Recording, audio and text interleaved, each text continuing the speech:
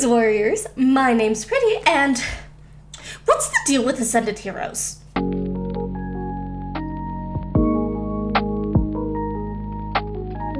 That's a topic that's been on everyone's minds lately, especially with the latest new Heroes banner, with Celica being our latest Ascended hero. And I've been thinking about this for a very, very long time, ever since Ascendance came out. Because, as you can tell, my first really, what's the deal with the videos where they're very ranty and very off the cuff, were about the two Ascended heroes. So it was about Fjorm and Legen-I. And I think that shows the passion I had behind these characters, because I think they're so interesting to me to have the Ascended forms. And I loved the concept initially. The concept initially from the first two we noticed was probably Feoces and them being enlamed by their god. And I found that to be such a cool concept. And then came along Joshua, who, might I say, Ascended Joshua, nice. He changed what Ascended heroes were, but changed in a good way, because it meant not only heroes OCs can be Ascended characters, and that opened up the wide world of all of the Fire Emblem characters. Joshua redefined what Ascended heroes were by saying this is a character that has, well, essentially ascended from their previous self, be it blessings from a god, be it progressing into their story, achieving a dream that they didn't get to achieve in game, some sort of forward momentum. And let's just say they haven't kept with those trends, because Faye doesn't like keeping with trends, do they? They love just creating chaos and not following trends. Besides that, okay, after Joshua, we had Adun, who kind of kept with the trend as well. She, from what I understand of Adun, she used to be an antagonist, and this form of her Ascended form, is a lot more of, her happy ending kind of thing. The happy ending, she progressed from her evil ways, yada yada yada. Great. Continues with the trend of ascending, moving forward. And then came Merida. And Merida, no offense, I love that you introduced Vital Astra into this game, because I love Vital Astra. But she was the start of Faye no longer wanting to really care about what Ascended heroes mean. By what I say is, if you look at the previous four I talked about, they all had some sense of forward progression. And not only that, their kits also completely changed. Fjorm went from a lance infantry to a green axe armored. And you could see the physical change. Sure, Adun was a little iffy, but because, she is commonly an armored dragon, and she is an armored dragon, but the difference is she had a unique thing to her. Merida, she is a speedy sword infantry, just like her other two forms. Right? She has two forms, or I can't remember. So it kind of just felt like she didn't progress. Okay, I know, for lore-wise, she's meant to be a swordmaster. Okay, I get that. But what bothers me is it doesn't feel like she progressed in any sort of unique way, not only in terms of her design, her kit as well. So if she was just one in, out of the five, I'd be fine with that. It's okay if not all of them have to be perfect or good, but then we had Ishtar. Again, I understand she is supposed to be a Grand Mage. From my understanding of her story, they did at least can show some sort of ascension with her, ascending past her previous self, because I believe her plushies and stuff she has is lore stuff from what I understand. So okay, fine. But her outfit stayed relatively the same. Her kit, she is still a blue nuke, infantry blue nuke, just like her base version. There's no progress there. It's just, let's take a popular character that most of the time is female, slap a new coat of paint on her and call her an Ascended hero. That's what Ishtar represents to me as an Ascended hero. Which is unfortunate because I will say her art is amazing. Like, her art is stellar, but the fact that she does not progress like previous ones shows a very concerning and downward trend. Same with Florina. Oh, Florina. At least she's wielding a new weapon, right? She's wielding a new weapon. She has a new outfit. But it just doesn't feel enough to me. It really doesn't feel like she has ascended from her previous selves. I mean, that could just be because I have a lack of knowledge in her game and her personality and all that stuff, but like, she just doesn't give that vibe. Like, if I were, for example, let's put Joshua, Base Joshua, and Ascendant Joshua. You can tell the visible difference between the two of them, right? Now, Florina and Ascendant Florina. I mean, one obviously has better art. I'm sorry if Base Florina, you did not have very good art. But they look really similar. It doesn't feel like a change happened. The theory with Ishtar still stands. If they're a female and they sell popular things, they get a nice new coat of paint and they're called Ascended. And now we have Celica, the latest Ascendant hero. At first, I mean, if you saw my reaction with Promise, I liked her. I think she was cool. But now that I sat on her for a little bit, I am not happy. Like, her kit is cool. Her kit is cool. Yay, she has a different color tone than her base form, but she still is an infantry. But she just doesn't feel Ascended. Because here's the thing with Celica. She has a legendary form. She has a legendary form. And my assumption of what legendary forms are supposed to be them at their maximum. With some caveats. I will get into the caveats later because I'm on a roll here. But like, it feels like such a missed opportunity with Echoes. Because there are so many other characters that you could show actual progress happening for them. And with Celica, what? She's just wearing green for Milla?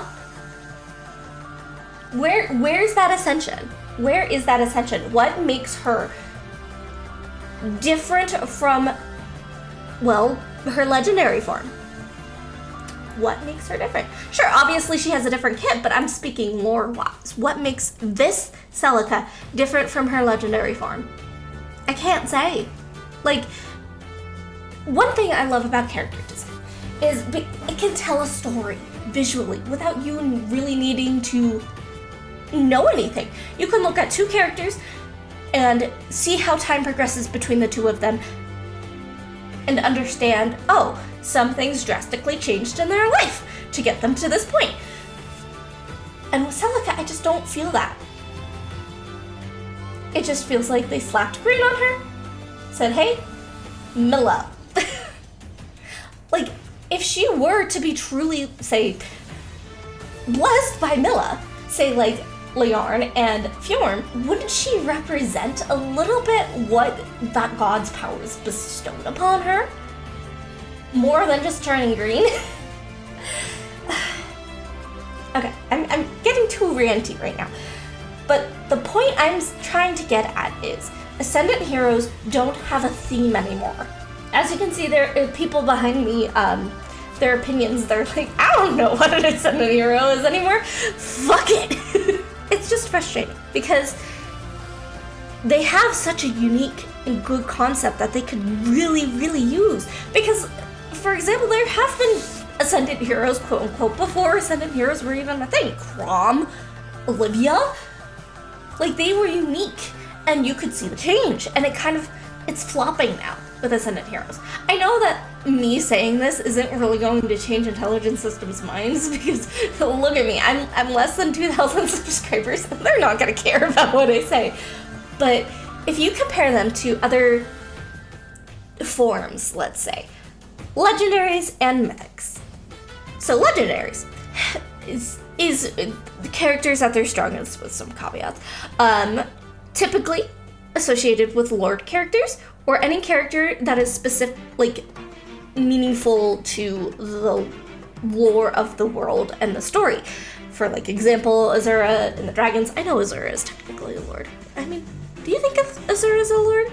Let me know down below. But there's at least a consistent thread. Sure, we kind of have to stretch the thread a little bit, pull it, but you can see that connection. So you can start formulating, okay, these are the types of characters that are often going to be legendaries. And, you know, tack on Fey-OCs, because, you know, everything has to have Fey-OCs. And with mythics, it's anybody that's, like, mythical in their lore. Like gods and dragons and people that aren't typically playable. Let's be honest here. What you would think of as mythology for the world, those characters tend to be mythics, with the caveat of, you know, heroes, characters. They're there. But there's that thread. Ascended Heroes, I believed the thread at the start was they are ascending from their previous self. And it was pretty consistent, and then it just flayed. Because they're not using the design language, their kits, to convey that message anymore. And that's upsetting. It really is. Like, okay. I'm fine with Celica as a lord, being an ascended hero. But they're not selling me the concept. They're not saying, this is why she's ascended. This is why she is different in terms of her kit and her visual appearance. And I think the problem is Intelligent Systems is too invested in making money. And that's fine. I get it. Gacha games, they exist to make money. Let's be honest here, guys. They exist to make money. And let's face it, waifus make money. It's just upsetting to see such a cool concept spiraling down. I mean, I know eventually we're going to get Ascendant Ear to boost that up a little bit, but the past previous Ascendants have just not been enough compared to the first three in Adun. I mean, Adun is good, but like not as good as the first three.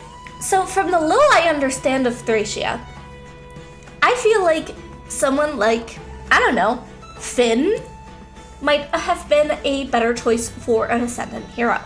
Just from the little bit of what I understand, you can actually show real progression with Finn. Like, I don't know, like, if he would, you know, change his kit too much, because I'm pretty sure he's just meant to, like, be a lance dude. But with his outfit, you could take him and really show his ascension. Like, it doesn't have to be with a god or whatever, but you can show it tying into, I don't know, Leaf or something. Because I'm pretty sure those two are pretty closely acquainted. I don't know, I'm just spitballing here. This is very ranty, okay? But like, you could show that progression. You could show that change. And like, it gives a chance for Finn, who has only one base form in the game, a chance to grow, a chance for people to really connect with him, a chance for people to play Thracia. But no, we get Marina, who has already had 2 previous infantry sword users who were very, very speedy. She'll sell it. No, she'll sell it for sure. She'll sell it for sure. And then with Ishtar, like, okay, I think Ishtar is a good choice for what an Ascendant hero could be. I just don't think they pushed her hard enough. They didn't push her hard enough in the design aspect or her kit. Like, yes, she's supposed to be a grand mage, right? Cool. But why not change her movement type? Why not make her a grand mage on this gallant steed? Maybe, bigger idea. Make her super duper supportive mage. Like, she has grown from her, you know, antagonist ways and decides that she is going to be helpful to everyone around her. Hell, even make her a freaking healer. Cav healer, let's go. But show that a progression with her, because like, yay. Another blue infantry character who can double regardless of conditions. And like, it just really feels like they took base Ishtar and they said, oh, we're done with you. You're a nice toy. Bye. Here's Ascended Ishtar. And Florina. So, okay, take all of what I'm saying with a grain of salt, because, again, I haven't played these games. From the little I understand, though, yes, Florina is important to Lynn. Fabulous. Cool.